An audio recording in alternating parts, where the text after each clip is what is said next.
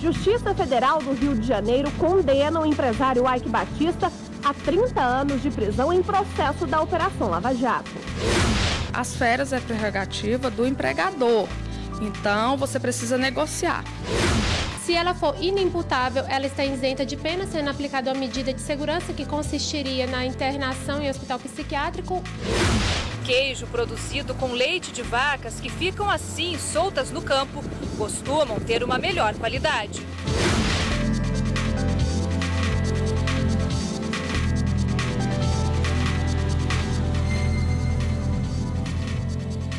Olá, boa tarde. Boa tarde. O vice-presidente do Supremo Tribunal Federal, ministro Dias Toffoli, arquivou o inquérito aberto contra o deputado federal Bruno Araújo, que era investigado pelos crimes de corrupção ativa, passiva e lavagem de dinheiro. O inquérito foi aberto no ano passado para apurar citações ao nome do parlamentar nos depoimentos de colaboração premiada de ex-diretores da empreiteira Odebrecht. Na análise do ministro, até o momento, não há indícios suficientes de provas para manter o andamento da investigação. Justiça Federal do Rio de Janeiro condena empresário Eike Batista a 30 anos de prisão na Operação Lava Jato. E sobre esse assunto eu converso agora ao vivo com a repórter Evne Araújo, que tem mais informações, né, Evne? Boa tarde para você.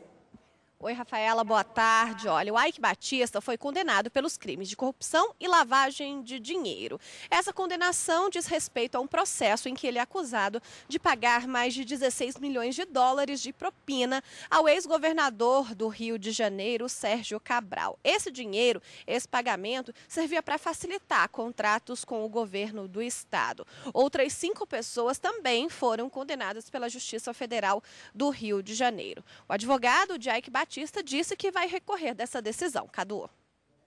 Obrigado, Evne. Representantes da Federação Nacional dos Trabalhadores em Processamento de Dados e de uma empresa de tecnologia homologaram um acordo referente às 2 últimas datas base da categoria. O acordo coletivo foi fechado após mediação do TST. O acordo foi homologado durante a audiência mediada pelo vice-presidente do TST, ministro Renato de Lacerda Paiva. O objetivo principal foi a composição das 2 últimas datas base da categoria. O acordo fechado entre a Cobra Tecnologia e a Federação Nacional dos Empregados em Empresas de Processamento de Dados e Serviços de Informática e similares contemplou a aplicação de 100% do INPC acumulado nos últimos 12 meses sobre reajuste salarial e benefícios em relação à database 2017-2018.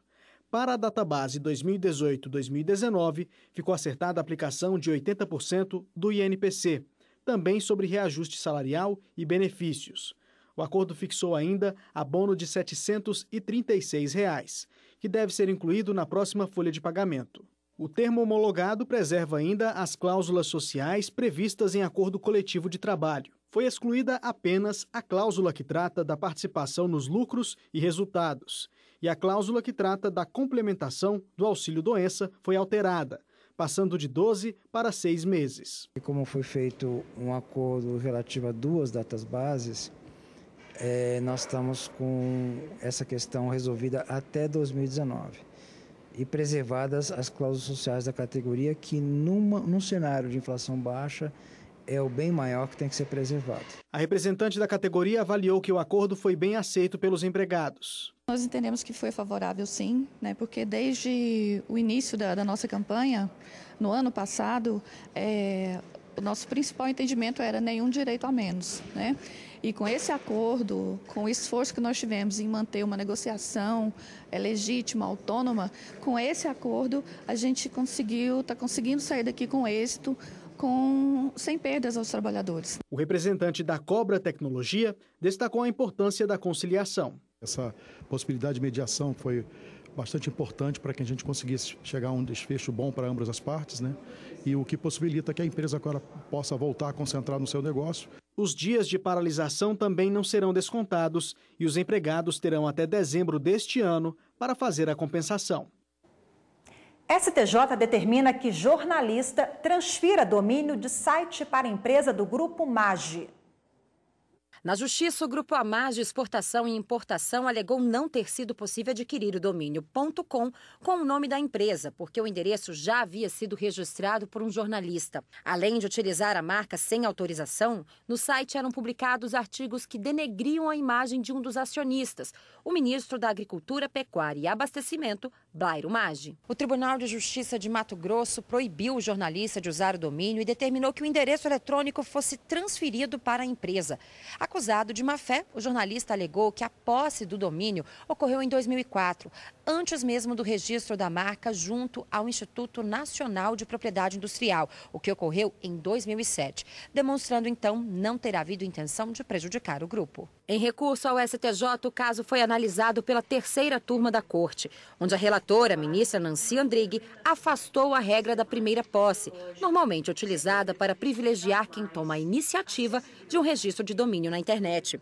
A ministra destacou ter ficado comprovada a má-fé pelo fato de o jornalista utilizar o nome do site com um símbolo alfabético idêntico ao nome comercial e à marca da empresa, nitidamente com a intenção de denegrir a imagem do grupo empresarial. Por unanimidade, os ministros determinaram a transferência do endereço eletrônico para o Grupo Maggi. E ainda nesta edição do Jornal da Justiça, tirar férias é um direito de todo trabalhador, mas o recesso deve ser negociado com o patrão. Para ter direito a 30 dias de férias, é preciso trabalhar por 12 meses consecutivos. Para definir o mês do benefício, é necessário chegar a um acordo com o patrão.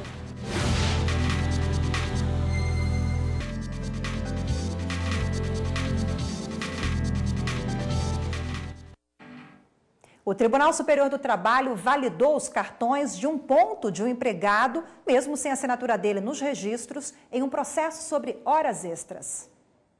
O Tribunal Regional do Trabalho, no Rio de Janeiro, havia concedido o pagamento de horas extras com base na jornada relatada pelo profissional e confirmada por testemunhas.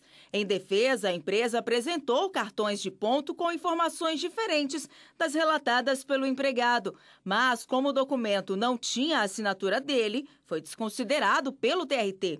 A empresa levou o caso ao TST. Argumentou que a decisão do regional violou o artigo 74, parágrafo 2º da CLT, que exige que o empregador com mais de 10 empregados controle a jornada mediante sistema de registro. Ao julgar o caso, o relator na 5ª turma, ministro Douglas Alencar Rodrigues, aceitou os argumentos da empresa, considerando o fato do dispositivo legal não exigir a assinatura do empregado nos cartões de ponto. Para o ministro, essa ausência não torna inválido o controle de jornada. Com a declaração de validade dos cartões de ponto, a turma determinou o retorno dos autos ao TRT para o exame das horas extras. Tirar férias é um direito de todo trabalhador, mas a folga deve ser negociada com o patrão, seja em relação ao período ou ao parcelamento dos 30 dias. Mês de julho é sinônimo de férias. Os aeroportos ficam assim, lotados. Gias é professora e comemora os 30 dias que vai passar em João Pessoa, na Paraíba, junto com a família. Diz que se organizou com antecedência para comprar as passagens e reservar o hotel. E explica que esse período é importante para recarregar as energias. A gente vai ficando meio cansada, né, no final, estressada. E é fundamental para a gente poder voltar revigorada, né, novamente, para trabalhar com mais vontade. Para ter direito a 30 dias de férias, é preciso trabalhar por 12 meses consecutivos. Depois desse prazo, o empregado conquista o tempo de descanso com salário integral acrescido de 1/3. Mas para definir o mês das férias, é necessário chegar a um acordo com o patrão. Isso porque a palavra final para determinar o mês das férias vai ser do empregador.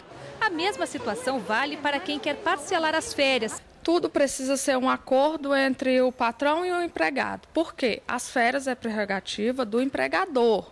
Então, você precisa negociar. Antes da reforma trabalhista, existia o parcelamento em até 2 vezes. Hoje, esse parcelamento já pode ser feito em 3 vezes, sendo um dos períodos igual ou maior que 14 dias e os outros 2 períodos têm que ser igual ou maior que 5 dias.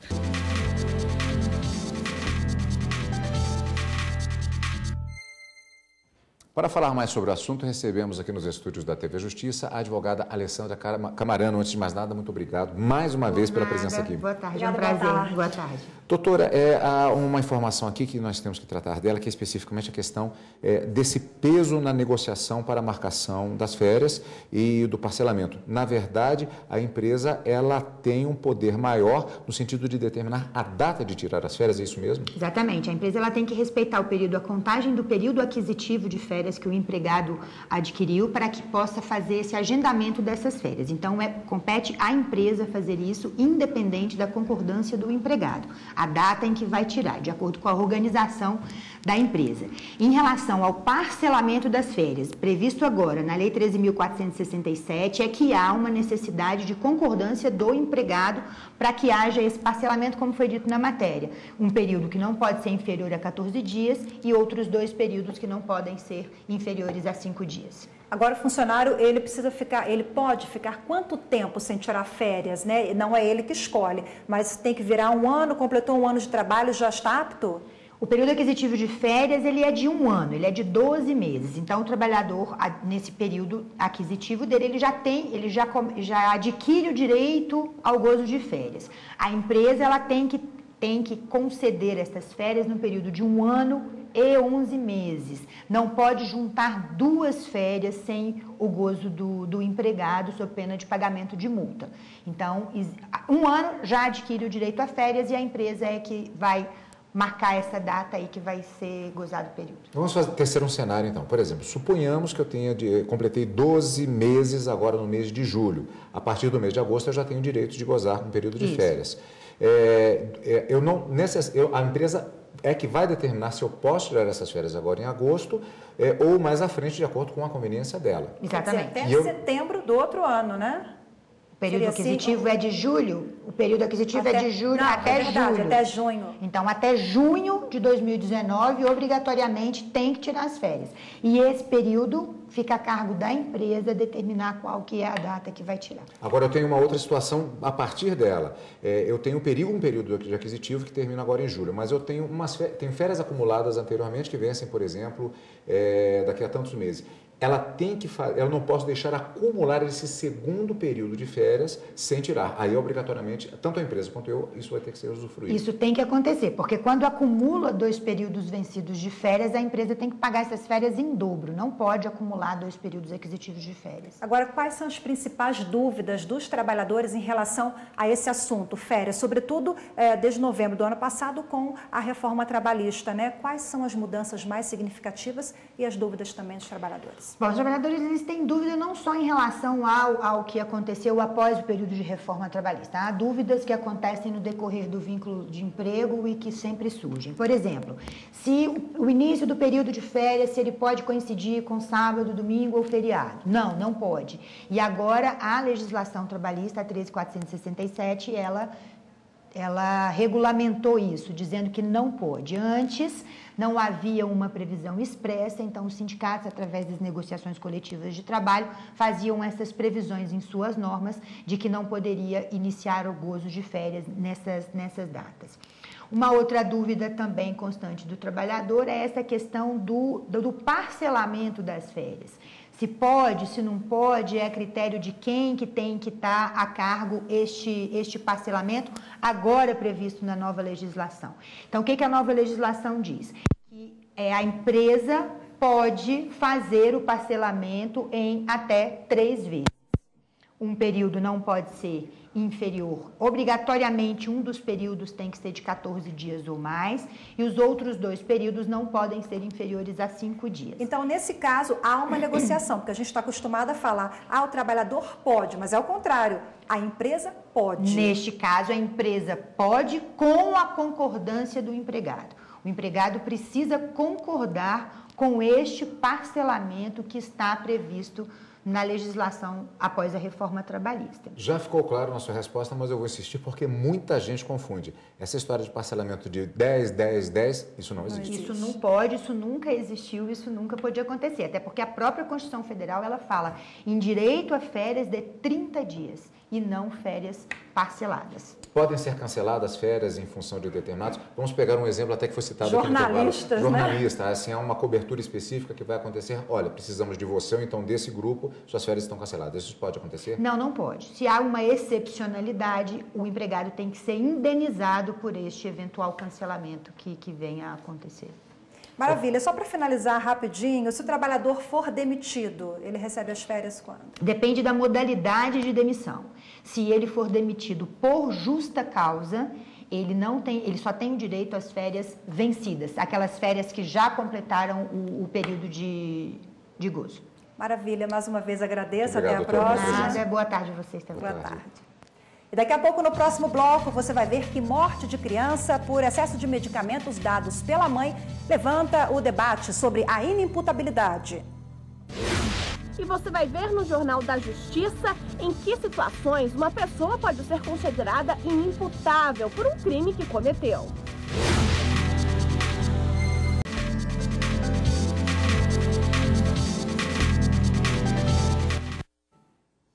Em Brasília, a Polícia Civil suspeita que uma médica tenha matado o próprio filho de apenas 3 anos por overdose de medicamentos.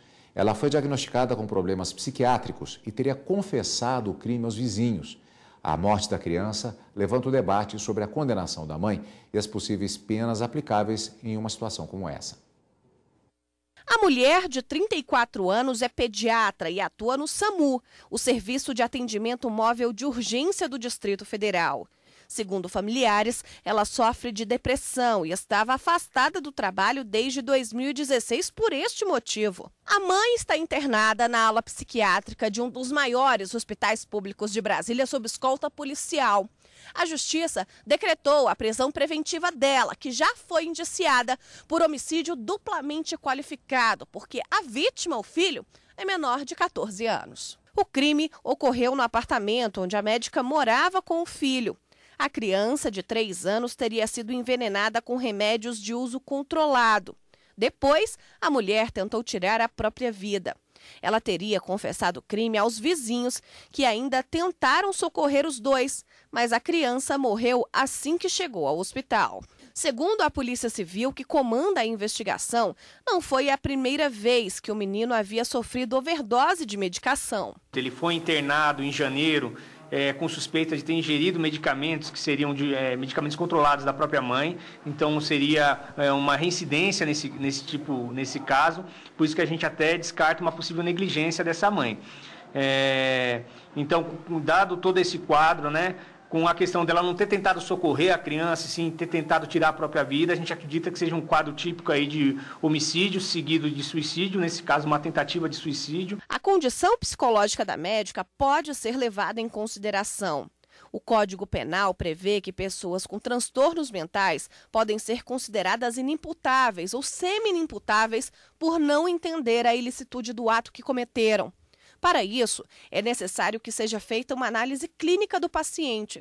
Avalia-se a incapacidade total ou a parcial. Se ela for inimputável, ela está isenta de pena, sendo aplicada uma medida de segurança que consistiria na internação em hospital psiquiátrico ou no tratamento ambulatorial. E a semi-imputabilidade da mesma forma, mas a semi-imputabilidade não necessariamente haveria internação ou tratamento ambulatorial. Poderia ser a redução da pena. No primeiro semestre deste ano, as despesas com publicidade de órgãos públicos devem ter a média de gastos do mesmo período de anos anteriores. A revisão de remuneração dos servidores não pode ser acima da recomposição de perda salarial. Esses são alguns exemplos de condutas vedadas a agentes públicos em anos eleitorais.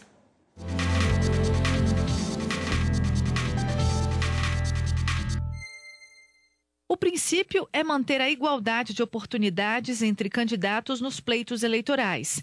Por isso, é proibido, por exemplo, usar cores de partidos na pintura de vias públicas. Bens da administração não podem ser emprestados em benefício político. É característico do processo eleitoral. Alguns partidos têm um maior número, maior quantia do fundo eleitoral e do fundo partidário, outros têm uma menor quantia, mas a desigualdade que a conduta vedada visa tutelar é justamente a desigualdade que o poder público pode causar se for permitido o uso do bem público ou da máquina estatal de um modo geral para determinado candidato. Também é proibido ceder servidor ou empregado da administração pública para comitês de campanha eleitoral, fazer ou permitir a promoção política e a distribuição gratuita de bens e serviços sociais custeados pelo poder público, nomear, contratar, demitir sem justa causa ou ainda tentar dificultar o exercício funcional, remover, transferir ou exonerar servidor público 3 meses antes da eleição até a posse dos eleitos.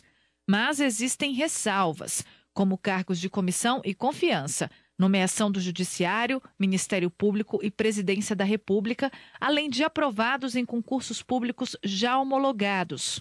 Militares, policiais civis e agentes penitenciários podem ser transferidos por exigência da função. Lembrando que 3 meses antes da eleição não é permitido realizar transferência de recursos, só para obras programadas com antecedência ou de calamidade pública.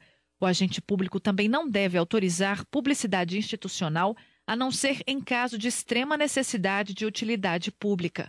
Também fica proibido fazer pronunciamento em cadeia de rádio e televisão fora do horário eleitoral. Será avaliado o desequilíbrio que essa conduta causou ao pleito e, dependendo do desequilíbrio causado, sim, ele pode chegar a ter o seu diploma cassado. Um alimento, Rafaela, pode causar problemas de saúde se não houver cuidados específicos desde a produção e até a comercialização. O queijo, por exemplo, exige uma série de boas práticas antes de chegar à sua mesa, à mesa do consumidor. Pois é, Cadu, em caso de contaminação, o cidadão pode responsabilizar tanto o comerciante como o produtor e até mesmo o Estado. Eles ficam ali, expostos, e chamam a atenção daqueles que adoram queijo. O quiosque de Marcelos vende o tradicional curado, aquele desidratado e com a casca grossa há mais de 10 anos. O produto passa por um tratamento especial, porque nem sempre fica coberto. Precisa ser lavado de tempos em tempos com água corrente para tirar a sujeira. Marcelos garante que com esse cuidado não há risco de contaminação e explica que na hora de comprar o alimento, observa bem como o queijo está sendo transportado. Toda vez que um fornecedor chega para mim vender um produto, primeiro eu vejo a apresentação dele, o que realmente ele... como é que ele está apresentado, se ele está uma pessoa limpa, se o carro dele, vou lá olhar o queijo, se o carro dele está bem refrigerado, se o queijo foi bem agasalhado, trouxe numa caixa térmica, guardado, uma caixa de isopor. A forma como o queijo é transportado é importante, mas a maneira como é produzido também. Na chácara Sítio do Roncador, do seu Américo Neto, tudo começa no cuidado com o gado. Por aqui, são 35 vacas e bois muito bem tratados. O estresse da vaca pode resultar em baixa produção, por isso elas vivem assim, soltas no campo. O leite é tirado nas baias. Depois, o resultado é este: queijos e mais queijos de vários tipos e sabores. As boas práticas para a fabricação de queijos incluem regras que devem ser seguidas pelos produtores. Para entrar nas salas, é preciso usar roupas específicas como esta, luvas e touca. As salas onde os queijos vão ser feitos devem ter uma altura mínima, cerca de 3 metros. Nas paredes é obrigatório que haja azulejos e os cantos são assim, arredondados para evitar o acúmulo de sujeira. Tudo isso para que o alimento não seja contaminado. Depois de fabricados, os queijos vão para esta câmara fria. Aqui a temperatura varia de acordo com o tipo de produto, mas nunca passa de 15 graus. Seu Américo conta que para ter o certificado de produtor, precisa cumprir 16 planos de controle estabelecidos pelo Ministério da Agricultura. É preciso todo um cuidado e seguir todas as rotinas de higiene, tanto das vacas quanto dentro do laticínio, para que a gente evite qualquer tipo de contaminação, contaminação com antibiótico, contaminação com alguma doença, Qualquer coisa a gente descarta o leite para ter garantia de que ele realmente é puríssimo. A lei para o pequeno produtor não é a mesma aplicada para quem produz laticínios em grande escala. As exigências são menores, como, por exemplo, não é necessário um responsável técnico. Isso porque tudo é feito no mesmo local. Apesar disso, segundo a Secretaria de Agricultura do Distrito Federal, a fiscalização existe. Quase não são aplicadas multas nem interdições, porque o pequeno produtor, na maioria das vezes, obedece a todas as regras. O que é mais importante no controle da fiscalização são as medidas que a gente pode fazer, como suspensão, cancelamento, de registro ou interdição, que garantem cessar o risco sanitário, que no caso possa existir. Obedecer a todas as recomendações é de extrema importância. Consumir um laticínio estragado, como o queijo, pode desencadear diversas doenças. A mais comum é a intoxicação alimentar. Se não tratada a tempo, pode levar à morte. A responsabilidade nesses casos pode ser tanto do produtor quanto de quem comercializa o produto. Cada um responde dentro do seu grau de responsabilidade. Então, um responde pelo acondicionamento e pela comercialização ao consumidor final. O outro responde pela responsabilidade na produção. Então, o cidadão precisa saber também se aquela comercialização de produto está sendo realmente fiscalizada e bem fiscalizada. Então, é possível acionar judicialmente, inclusive, o Estado. E hoje nós ficamos por aqui, lembrando que você pode acessar a nossa programação, rever reportagens e os programas da emissora pelo YouTube. É muito simples, é só acessar youtube.com/TV Justiça Oficial. Se inscreva no canal e aproveite o melhor da nossa programação. Hoje nós ficamos por aqui. Obrigado pela audiência. Até amanhã. Até amanhã.